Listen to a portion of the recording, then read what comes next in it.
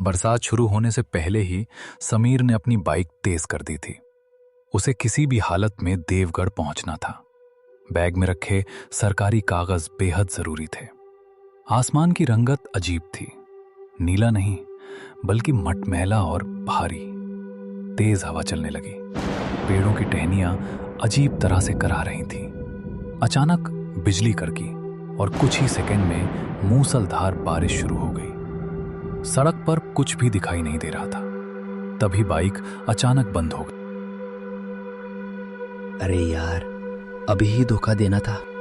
समीर ने बाइक को कई बार स्टार्ट करने की कोशिश की, लेकिन बेकार। चारों तरफ सन्नाटा था, केवल बारिश और बिजली की आवाज। तभी पीछे से एक धीमी सी आवाज आई। रास्ता भटक गए क्या बाबू? समीर चौंक कर मुड़ा। धुंध के भीतर एक दुबला पतला आदमी खड़ा था, चेहरे पर अजीब सी मुस्कान। मैं हरी हूँ, पास ही एक ढाबा है, चाहो तो वहां रुक सकते हो। समीर ने एक बार अंधेरी सड़क की तरफ देखा और फिर हामी भर दी। कुछ दूर चलने के बाद एक पुरानी सी टीन की झोपड़ी दिखी। अंदर एक लालटेन जल रही थी, लेकिन अजीब बात यह थी, बाहर आंधी थी पर लौ स्थिर। बैठो बाबू, चाय ले आऊं? चाय का स्वाद अजीब था, मीठी नहीं, कड़वी भी नहीं, बल्कि जैसे कुछ गलत। तभी समीर की नजर दीवार पर टंगी एक पुरानी तस्वीर पर पड़ी। उस तस्वीर में एक आदमी, एक औरत और वही झोपड़ी। लेकिन तस्वीर बहुत जली हुई थी और उस आदमी का चेहरा बिल्कुल हरी जैसा। ये फोटो किसकी है? समीर ने पूछा। हरी मुस्कुराया। पुरानी यादें हैं बाबू। उसी पल समीर को तेज सड़े हुए मांस जैसी गंध आई। रात गहराती गई। बाहर से अचानक किसी औरत के रोने की आवाज आई।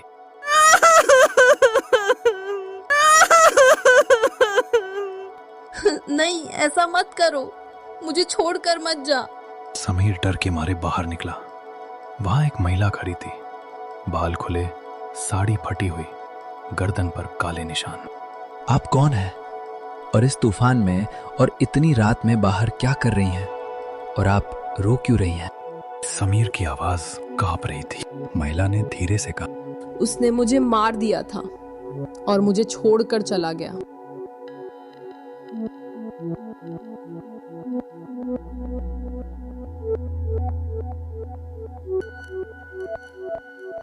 पीछे से हरी की आवाज आई।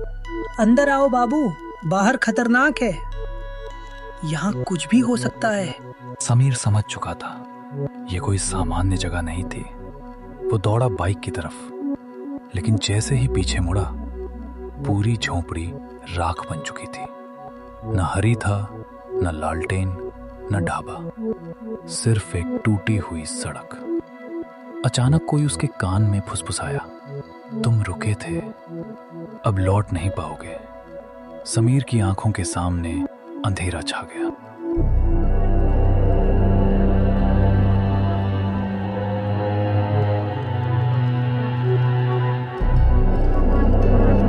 समीर की आंखें खुली तो उसे लगा जैसे पूरा शरीर पत्थर बन चुका हो।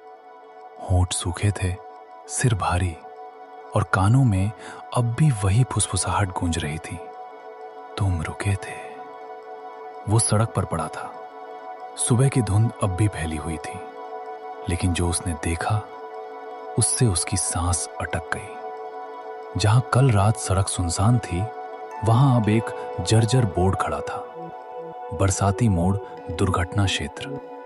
नीचे छोटे अक्षरों में लिखा था, पिछले 12 वर्षों में यहां 27 लोग लापता। समीर के हाथ कांपने लगे। वो लड़खड़ाते कदमों से पास के गांव की ओर बढ़ा। एक बूढ़ा आदमी चाय की दुकान पर बैठा था।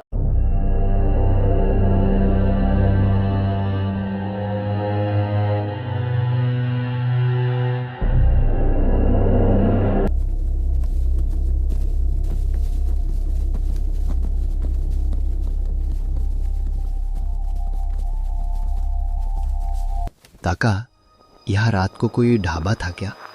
बूढ़े का चेहरा पीला पड़ गया। बेटा, तू भी ना बच पाया। मतलब? बूढ़े ने कांपते हाथों से बीड़ी बुझाई। उस मोड़ पर 12 साल पहले एक ढाबा था। एक आदमी, उसकी बीवी और एक नौकर। उस आदमी ने शक में अपनी बीवी को मार डाला, फिर नौकर को फांसी दी और आखिर में खुद ढाबे को आग लगा दी। उस रात से आज तक जो भी वहां बारिश में रुका कभी वापस नहीं आया। समीर ने कांपते हाथों से अपना बैग खोला। अंदर फाइलों के नीचे एक पुरानी गीली फोटो रखी थी।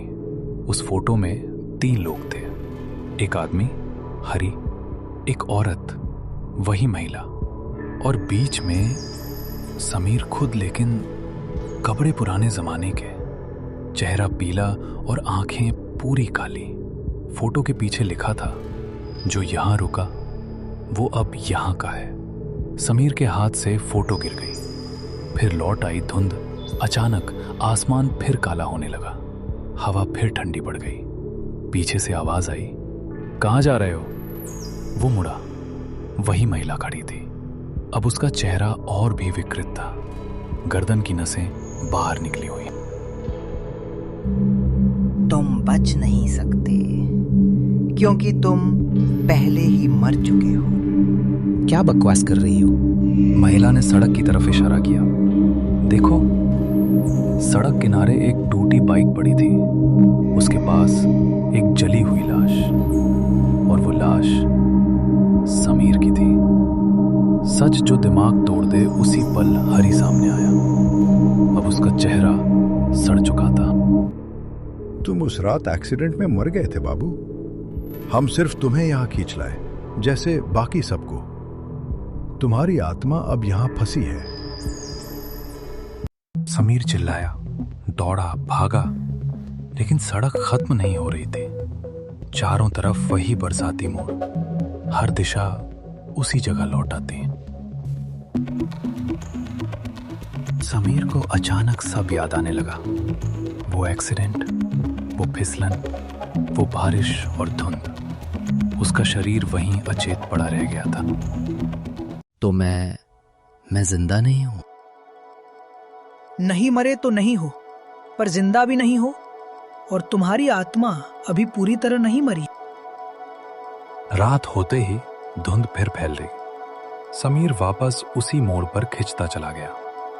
इस बार ढाबा साफ दिख रहा था, जलता नहीं बल्कि ठहरा हुआ। वसुधा सामने आई। इस बार उसका चेहरा कम डरावना था, ज्यादा दुखी।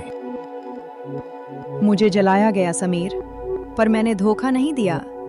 मैंने कुछ नहीं किया, बस गलतफहमी का शिकार हुई हूं। हरिप्रसाद जमीन पर बैठा रो रहा था। मेरे शक ने सब बर्बाद कर दिया। समीर को समझ आ गया, ये आत्माएं भटक में ही रही थीं। ये न्याय और स्वीकार चाहती थी। उसने कांपती आवाज में कहा, अगर मैं तुम्हारी कहानी पूरी कर दूं, तो क्या तुम मुक्त हो जाओगे? मैं तुम्हें मुक्ति दिला सकता हूं। बसु और हरी हाथ जोड़कर समीर के सामने रोने लगे। हाँ, हमें मुक्ति चाहिए। अगली सुबह समीर गांव में उसी बूढ़े व्यक्ति से मिला और उन आत्माओं की मुक्ति के लिए मना लिया।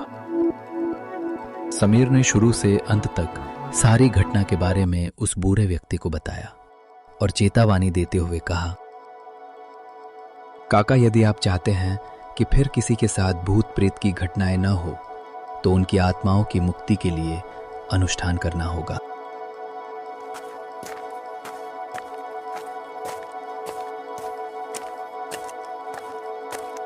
अनुष्ठान करने के लिए गांव के पुजारी को लाया गया।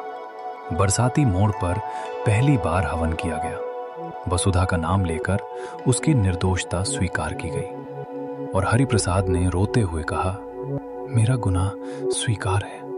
तेज हवा चली, बारिश थमी, ढाबा धुंध में घुल गया और आत्माएं मुक्त हो गई। समीर ने महसूस किया कि वो किसी अंधेरी गहरी खाई से गुजर रहा था। जब होश आया, वो अस्पताल में था। डॉक्टर बोले, चमत्कार है, आप कोमा से लौट आए। कुछ आत्माएं डराने नहीं आती, वो बस अपनी कहानी पूरी करना चाहती हैं, और जो उनकी मुक्ति का रास्ता बनता है वो खुद भी दोबारा जी उठता है।